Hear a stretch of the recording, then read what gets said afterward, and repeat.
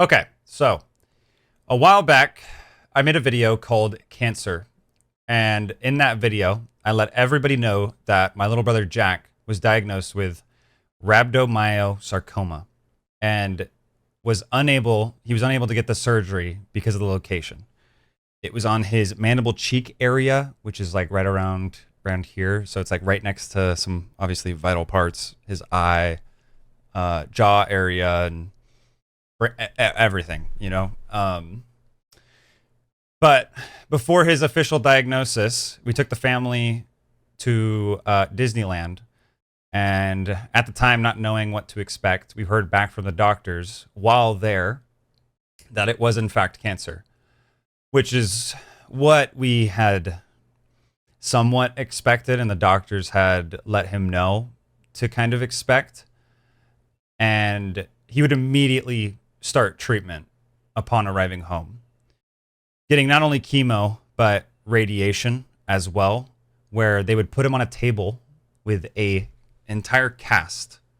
Like, it looks like concrete. It's not, but it looks like it. Covering no nose holes, no nothing, just these tiny itty bitty little holes all around that most people have panic attacks with it on. It's very hard to stand still or sit. You have to lay down and sit still while they're doing radiation with this giant machine that he's getting right next to a very essential part of him.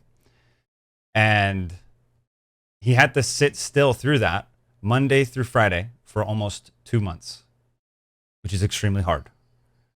All the while, he was still getting chemo at the same exact time for 67 weeks. He gave me permission to do that. This time was incredibly hard for our entire family. Most importantly, Jack. He's a tank. I would keep saying that to him because he would go through radiation every day and then chemo, and he would call me with a smile on his face. And most days he'd be needed to be woken up with medication at the most inconvenient hours, 3 a.m., 5 a.m., 6 a.m., or if he fell asleep midday, they'd wake him up after 2 hours, or if he's in the hospital, they'd wake him up, all sorts of different medications. He said at one point that he didn't even know what medication he was taking. Like, he would just trust that my mom or dad or whoever was just giving him the right stuff. But at the same time, he also knew every little detail because he takes his health very serious. Halfway through treatment, Jack got pneumonia and walking pneumonia, which for anyone who has dealt with cancer or has a family member that's dealt with cancer, you know how hard it is to fight off any sort of infection. With chemo, I think it's white blood cells, don't correct, it's his ANC, they would go down, and it's very hard to fight off infections. And he had this infection, pneumonia, walking pneumonia, for 3 months through January, February, and March. So this left the doctors very, very confused as to why he was so consistently sick. He spent a lot of time in bed, and it was very hard. In the midst of all this, a lung nodule had shown up. And they did a scan. They do scans every once in a while to kind of just keep updated with how he's doing, his health. The cancer itself, they would do scans to make sure that they were making some progress with chemo and with radiation and whatnot. And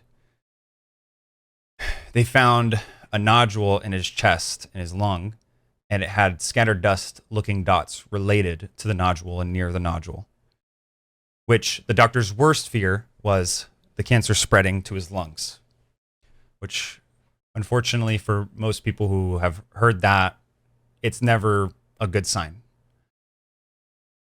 This is worst case scenario, so they took it very, very serious. They wanted to make sure that it wasn't spreading or doing anything, so they watched it consistently over the next couple of months for growth changes or metastasis. I might have messed that up, but you guys For those of you who know, it's just basically the cancer spreading. Then after a couple of months of monitoring it, they decided to take it out. They decided that it wasn't changing at all and that it was just better to get it out while it was still relatively small, which they performed a wedge resection, and the surgery was an hour and a half long to remove the nodule entirely.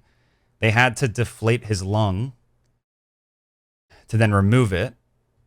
And all the while, as this is all going on, my parents, and especially my mom, who's very particular and does things very efficiently, she was like a full hands-on caregiver for him. If he needed to grab something, if chemo was too much for him at the time, she would grab it for him. Like, I don't know how many phone calls, but I'm sure they have like 400,000 phone calls of them checking up on each other, basically. Or he needs something, or texts, or whatever it is. She was always there, waking him up at 3 a.m. to give him his medicine, or 5 a.m. She had alarms. She had like, it was crazy. She had a chest that was iced full of his different medications and stuff, kept it mega organized, updated everyone on how Jack was doing, what the next steps were, writing down. It's crazy. She's crazy, like in the best way. Like, she was very, and keep in mind, she's doing all of this. She's being a superhero while still working a full-time job from 6 a.m. to 2 p.m. Like, every morning she would wake up early, like 2 hours earlier, to take care of Jack, and then would work. And then after, she would take Jack to his appointments all day. Or she would take off work and then work doubles other days that Jack didn't have appointments to catch up. She's a superhero. And so is Jack. Jack's, both of them. Everybody. Yeah. These times especially were really rough. And to make matters worse, my parents lost a job. Without the donations from the GoFundMe, it would have been practically impossible for Jack to go through the treatment, to get proper treatment, to take care of him, get him specific foods and stuff, anything for him and his comfortability. Everybody's donations and stuff, it helped so incredibly much for my mom and for my dad, for Jack, for our entire family. I do as much as I possibly can, trying to run my own business and whatnot, but I can only do and give so much, to where I was stretching thin my capabilities as well. So I wanted to thank all of you who donated and helped my family in such a delicate time, who donated to this. And it seriously means the world. The treatment, the specialist visits, the medicines, all of these costs will be, all of that money was used towards it. And if you guys know cancer, you know how expensive it can be. And it goes a long way. There's still expenses that my parents will continue to pay because of how incredibly expensive the U.S. Medical area is, especially for big treatments like this. And so, to kind of circle back, after getting the nodule out of his lung, they reinflated his lung, brought him back. He had battle scars from it. For those of you who don't know, he has a port where his chemo, just his chemo would go through, and it would be going throughout his body that he would receive the chemo in. And that's everything that I'm able to kind of give you. That's the update that I'm able to. And now, finally, after catching you guys up a bit, Jack's got an update for everybody. Who he's going to sit down like he's a part of a podcast. Yeah! Yeah! Come on. It's basically like a podcast. But now Jack can give everyone an update. You want to get close so they can hear you? Let's get a little closer. We'll try to do this all in one go. One go. So, you kind of heard all that, right? Make sure you're close to the mic. Yeah. So fresh out of surgery. Recovering on how to do breathing exercises. First couple of days kind of rough. Reinflating the lung, relearning. It's kind of like relearning how to breathe through this side, but like a lung that's not working very well. I had a chest tube as well, so they had a tube that went in my chest. And was just hanging. So not only did I have my port, so I had a line on my left side, I had it in a weird place. Going out, I had to walk with that, go to the restroom with that in the middle of the night, wake up with that, and a tube that would filter out bad things out of me. Had that a couple days, did a scan. First day I had an air leak. Yeah. Kept it another, oh, yeah. Yeah. I had an air leak. Had an air leak from one of the lungs. Yeah, from the lung. Then, what was that? I was just going to say, the doctors were, all this time, were also testing what it was, right? Oh, yeah, we didn't even know. We had no idea what it was. They took it out, and they took it out to test it. Mm-hmm.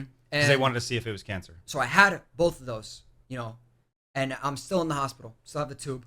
A couple days go by. Infectious disease control, which is basically my cancer doctor, and another thing to see if it's any other diseases would be them. And they basically they were like, you know what? We're gonna treat it like it's something crazy. Basically a bacteria that spreads throughout your entire body and something crazy. So just in case, they gave me this amphotericin. That you could look that up too. It was so terrible, worst experience. And then it turns out it was a Valley fever. It was valley fever, which is most commonly found in dogs.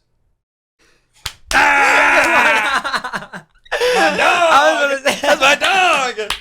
Yeah, hey, which is for anybody with the worst case scenarios being cancer spreading. This is best good case news. This is good news. Best case scenario to random nodule Great. and then other scattered dots, dust-looking things. Exactly. Yeah. And this is also around the time that you needed to get your update scan. Yeah. So end of primary treatment, which I had. So it goes primary. In primary, you have radiation. So radiation right here. See I have a permanent loss of hair that goes up to here. That's where you got the radiation beam. Yeah. So I basically just got it like a permanent high taper. Permanent high taper. Permanent high taper. And then, it was. You got the scan. Yeah, I got the scan. This is the update of how is the cancer being affected by chemo, by the radiation, by everything. It's to reaction to it. So basically, the whole cancer stuff is in my jawbone. So they basically look in the scans. They got a PET scan, MRI, CT with contrast, without, so they can see it light up. And we found out your boys are remission. Yeah! So we're good. Cancer's. Come on now. I was gonna say no sign of disease. It's technically valley fever disease. I still got valley fever. Yeah. But I'm on a medicine for that. A lot of it. They said that it's basically the cancer cells are dead, but they're still there because it's like a empty beehive. Exactly. Yep. That's what they told me. So Jack, a little still there, but they're dead. How many people have had that cancer? What is it? It's what is it? Low. It's like 700 people a year at most. Yeah. So it's a very specific and specialized. Yeah, group, but mainly specifically people that can't get the surgery. So because of the location, it made it 10 times more of like a walking step. Yeah. And thank goodness that I responded to treatment so well. Yes, if I didn't respond to it so well, it would have been. It would have been harder. Yeah, definitely harder. Yeah. But because of you know, because of the reaction. yeah, radiation too. First couple days of radiation, instantly saw it start going down. Yeah. It's such a relief. Treatment too. Yeah. So we wanted to give an update. Yeah, thank you guys. Regarding all of it. It's very hard to kind of keep in touch with the ups and downs and stuff. So. And all of January, February, March, me and my mom, you know, family, everybody, like I'd be in the ER all night. So I'd get a fever. They'd give me antibiotics if my counts were good, which is my basically the cells in there to protect me. If they were good, I'd be able to go home for a little bit. Then a couple hours later, I have to go again to get the antibiotic again, IV. So I'd have to go all day, sometimes all night, and it would be all January, all February, all March. I'd be in. I think all of February I was in the hospital, or all of one of those months I was in the hospital the entire month, just all the time. So it was crazy. You were going through it beginning of the year. I was kind of fried, and that was peak. That's peak treatment. That's like end of treatment. I know. Yeah. So if you see Jack in future videos, or if you watch his videos, Destic, you'll see him around, hanging out. You know. And he's done with treatment. No treatment. So thank you guys. We just want to say thank you. Yeah, thank you. Thank you. Bye.